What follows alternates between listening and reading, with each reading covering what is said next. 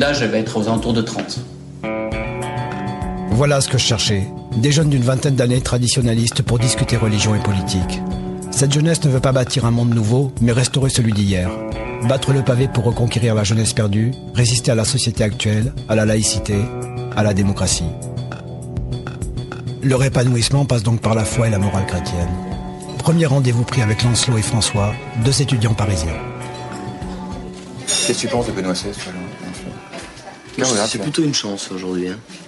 Ouais. Il sort un peu du médiatiquement correct, enfin du médiatiquement de la starisation un peu, malheureusement, que Jean-Paul II a fait bon gré mal gré. Hein. Je veux dire, il a fait aussi des choses, il a touché énormément par ça. Benoît XVI, c'est quand même du gros théologien. On en avait besoin, je pense qu'il est arrivé au bon moment. Il est dans un discours de réconciliation. Je laisse faire. Moi, je trouve que c'est une bonne chose. C'est simple, de toute façon. Il ne plaît pas beaucoup. Hein. Tant mieux. Ça confirme bien le fait qu'il y a des enjeux et qu'on est arrivé à un point où, faut prendre une position. Soit on est catholique, soit on l'est pas. Voilà. Il est là pour enseigner, c'est la mission qu'il a reçue. Donc on va pas lui demander de brosser les gens dans le sens du poil dans une société qui aujourd'hui voudrait répondre qu'à son désir, qu'à ses caprices. À l'heure où on cherche uniquement à plaire et au mépris de ses convictions, au mépris de la vérité, au mépris du bien, moi je pense qu'il a un courage exceptionnel. C'est vrai que c'est pas du tout à la mode. On essaie de trouver la petite phrase qui va plaire, la façon de tourner. Lui cherche à conquérir des âmes, à travailler pour le bon Dieu. Alors effectivement, avec les décisions assez rapides de notre pape Benoît XVI, on peut dire que chaque année, il fait une progression considérable en faveur de la tradition catholique. Donc ça avance très bien.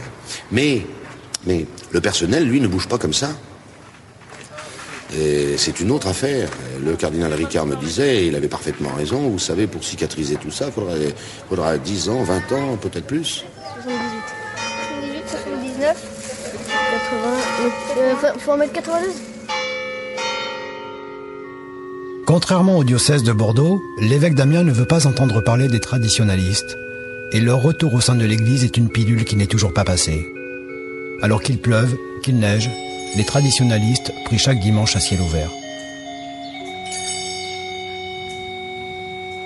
Ensuite, il donne un ordre solennel à ses apôtres. Monseigneur Bouilleret a donc décidé de désobéir au Vatican en les laissant dehors, sans église. Et les traditionalistes s'en offusquent, eux-mêmes qui ont tourné le dos à Rome pendant 30 ans.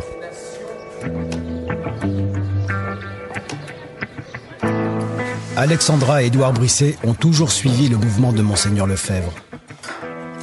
Aujourd'hui, ils réclament leur église, leur dû.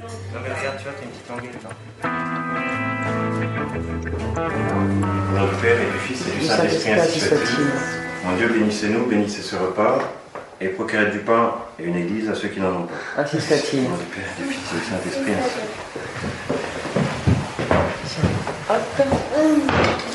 Quand on est allé voir Monseigneur Bouilleret pour lui demander une église, j'allais dire, quand il nous a dit qu'il ne voulait pas en quelque sorte, il n'y avait pas de place chez lui pour nous. À côté de ça, il a donné une église aux orthodoxes, il a prêté une église aux protestants. Donc je pense dans un but de plaire, parce qu'il n'y a pas d'autre... et nous, rien du tout. Et on lui dit, mais pourquoi pas à nous? Et il nous a répondu, oui, mais eux ne prétendent pas détenir la vérité. Oui, mais effectivement... oui, c'est effectivement le problème, je crois qu'il est là. C'est quand même pas normal que l'épiscopat français s'insurge contre le pape. Enfin, c'est quand même... déjà, il y a un premier devoir, c'est le devoir d'obéissance et d'humilité.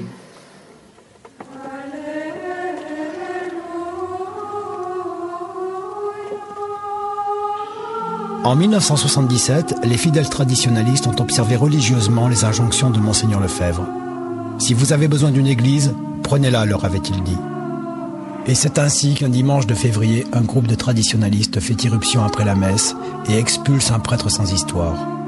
Saint-Nicolas du Chardonnay devient ainsi le premier bastion des traditionalistes. Le monde traditionnaliste compte beaucoup de structures et d'associations. C'est par l'une d'entre elles que j'ai fait la connaissance de Clotilde, une jeune femme issue d'une famille nombreuse et pratiquante. Elle me retrouve dans un restaurant accompagnée de sa sœur Thérèse et me parle de Jésus, de l'Église et de la société. On nous a appris ce que c'était que le sacrifice, quoi. Et puis c'était surtout, c'était pas privé de sens, quoi. C'était toujours la lumière chrétienne, c'est-à-dire quand on se prive, quand on se sacrifie, c'est pas pour rien, c'est pas pour se mortifier, c'est pas seulement par devoir ou pour s'effacer, pour s'oublier, pour se faire mal, pour souffrir. C'est parce que on souffre comme le Christ qui lui a souffert, et il nous a montré que la souffrance avait un sens, quoi, en fait. Les traditionalistes forment un peuple isolé au sein de l'Église, une petite communauté qui a vécu en marche pendant des décennies. On y croise les mêmes gens au milieu d'une procession ou d'un pèlerinage. C'est grâce à Clotilde que je rencontre Marie et Marie-Astrid. Les obligations que nous donne, je pense, l'Église et le bon Dieu via l'Église, ce sont en fait c'est un guide, c'est un mode d'emploi pour bien fonctionner. C'est pas du tout des obligations pour nous embêter. C'est un peu la vision qu'ont les gens, la plupart des gens aujourd'hui, quoi. C'est la religion, c'est une suite d'obligations, point barre, et en fait, c'est pas du tout. Au contraire, c'est pour nous guider, quoi, en fait, nous aider. Ça, et en fait, ça nous paraît contraignant, et c'est vrai que nous aussi, on a parfois du mal à suivre ces préceptes, mais après, quand on le suit vraiment, on se dit, mais c'était mieux pour moi finalement. On a pris conscience, par la vie et l'exemplarité et la passion du Christ, que Dieu nous aimait profondément et qu'il était prêt à nous sauver.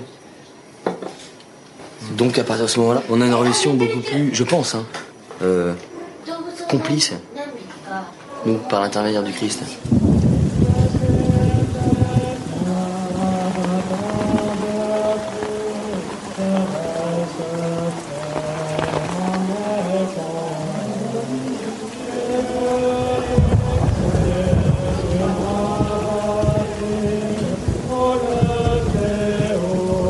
Souvent on nous prend pour des cons, des gens un peu aigris, alors que je me trouve beaucoup moins aigri que les autres. C'est les pourfendeurs justement de l'universalisme et tout, qui sont souvent les plus aigris, qui ont plus peur des gens. Les gens vont juger, mais ils vont pas chercher plus loin en fait à savoir pourquoi on pense ça, à comprendre. Je pense que les gens ont beaucoup d'a priori. Ils mettent dans des cases. Ouais, on a un lourd gâteau, donc forcément il y a des affaires classées, quoi. Voilà. Nous, on n'a rien à foutre de plaire aux gens. Jésus, quand il est arrivé, il n'était pas là pour plaire aux gens. Il s'est fait crucifier sur la croix pour le salut de nos âmes. On n'est pas là pour plaire. On est là pour vivre un message de vérité que Dieu nous a envoyé par l'intermédiaire de notre Rédempteur, le Seigneur Jésus. Donc c'est ça, on n'est pas là pour plaire aux gens. Si les gens ne collent pas avec ce message-là, tant mieux. Il y a vraiment eu des générations entières où le maître mot semble avoir été on est catholique en privé, mais en public, surtout ne disons rien. Aujourd'hui, on revient un tout petit peu. Un certain nombre de catholiques, au moins ceux qui pratiquent encore, certes, ça fait peut-être plus beaucoup de monde, retrouvent un peu ce courage et cette envie de se montrer, de ne pas avoir peur en disant on a une richesse, la richesse de l'Évangile, et pourquoi est-ce qu'on la partagerait pas et pourquoi est-ce qu'on la planquerait? La séparation entre Rome et les traditionalistes s'illustre chaque année à travers le pèlerinage de la Pentecôte. Tandis que Rome organise une marche entre Paris et Chartres, la Fraternité Saint-Pie X l'organise entre Chartres et Paris.